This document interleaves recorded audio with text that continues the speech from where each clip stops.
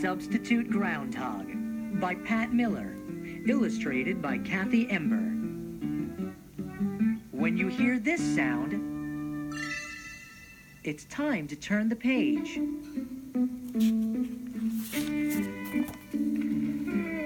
The day before Groundhog Day, Groundhog woke up sick. His muscles ached and his throat hurt.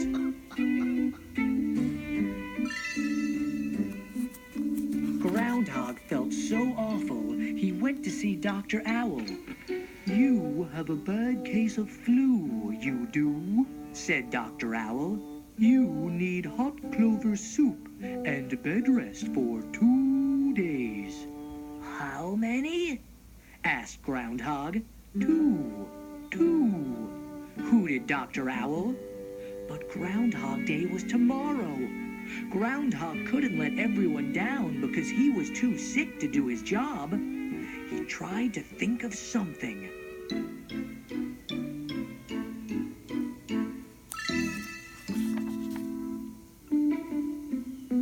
On his way home to bed, Groundhog passed the Hidey Hole Diner. He saw want ads from all the neighborhood animals tacked to a nearby tree. Skunk was looking for a roommate, again. Mr. and Mrs. Duck were returning north and had their nest for rent. "I know what I'll do," Groundhog thought. "I'll advertise for a substitute groundhog." Weather teller wanted. No experience needed. Apply at Groundhog's Hole, February 1st, 10 o'clock a.m. Thanks, Groundhog.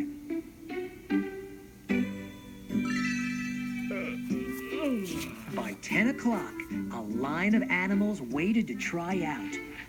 "Great," said Groundhog with a sneeze. "Surely one of you can do Groundhog Day for me." Mole was first. "You have to go down in my hole," Groundhog told Mole. "It's pretty dark down there." "No problem," said Mole. "My own hole is even darker."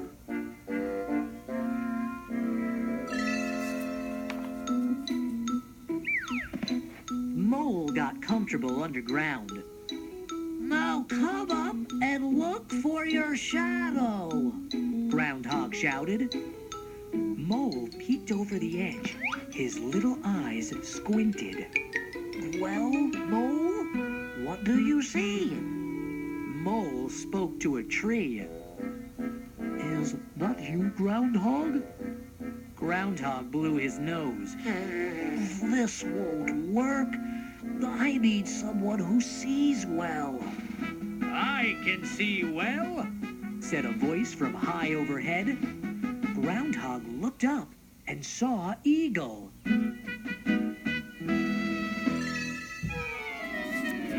Eagle swooped down. "From that mountain ledge, Groundhog, I could see a bit of owl feather stuck in your fur. I'd say you have been to Dr. Owl recently."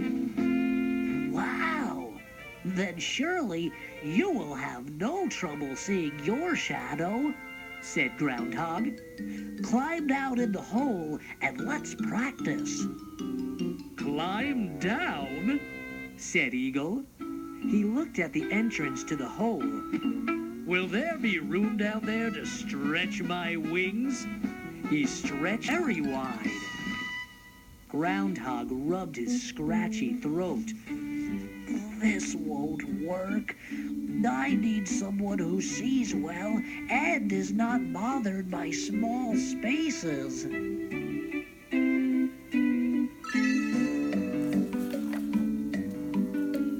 Bear stepped up next. "My own cave is snug and cozy." "Great," said Groundhog. "Climb down and let's practice." "This is perfect," yelled Bear from the hole. "It's even more comfy than my own cave." "Come out and take a look," called Groundhog. There was no answer. Groundhog poked his head below ground. Bear, come look for your shadow.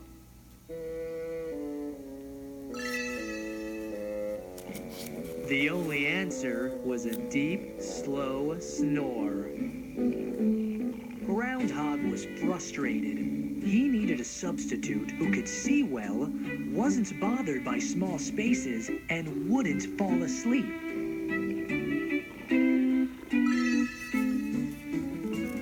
I can do it! I can do it! Let me try! Squirrel bounced to the front of the line. Okay, said Groundhog. Go down in the hole, come back up, and look for your shadow. Squirrel leaped in. Whee! Then she popped her head back up. Groundhog said, See your shadow? Oh, I forgot to look. Down she went. She popped back up. She dropped back down. I keep forgetting to look. Squirrel giggled. She popped up and down some more. This is fun, she said. But what Groundhog needed was someone who would pop up and stay up.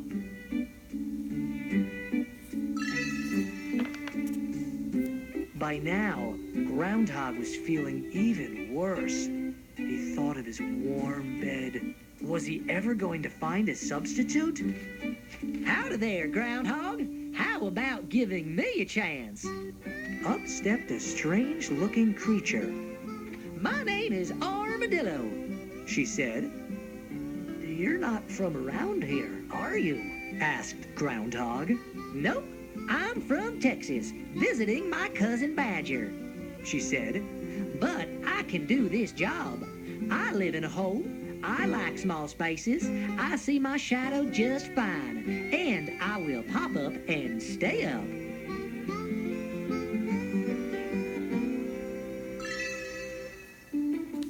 Groundhog wasn't so sure. Armadillo was a stranger from far away. What did she know about the weather here?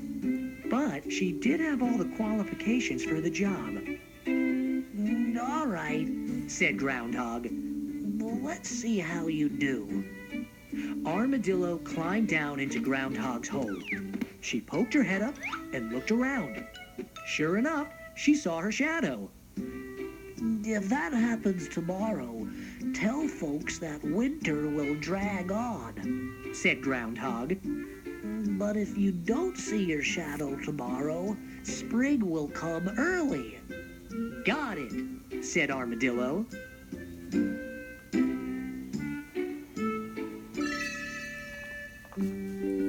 I think you're just the substitute I've been looking for, said Groundhog. You're hired. Thanks, said Armadillo. They shook paws. Then Groundhog climbed down his hole into bed. He sipped warm clover soup. He plumped his pillows and tucked his sore self under the flannel quilt.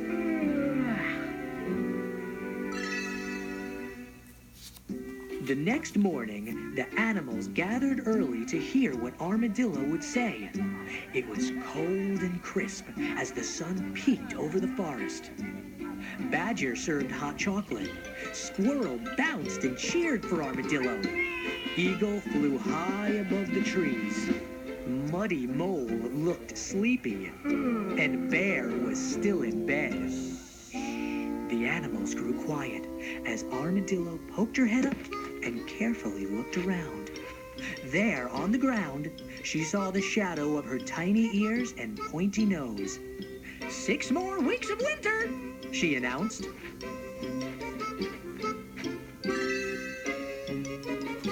Armadillo dropped back into Groundhog's hole. Did you hear that, Groundhog? 6 more weeks of winter. Groundhog groaned from his bed. How you feeling, Groundhog? Armadillo asked. A little better, but I'd feel a lot better if it was spring already, Groundhog said. Spring already? Said Armadillo. Say, that gives me an idea.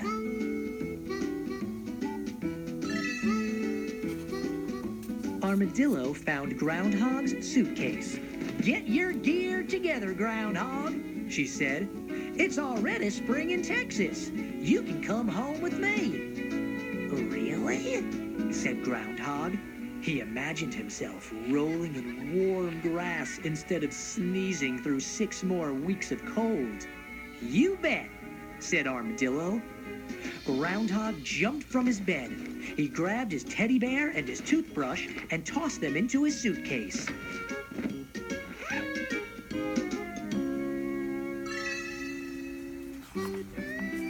"I've always wanted to see Texas.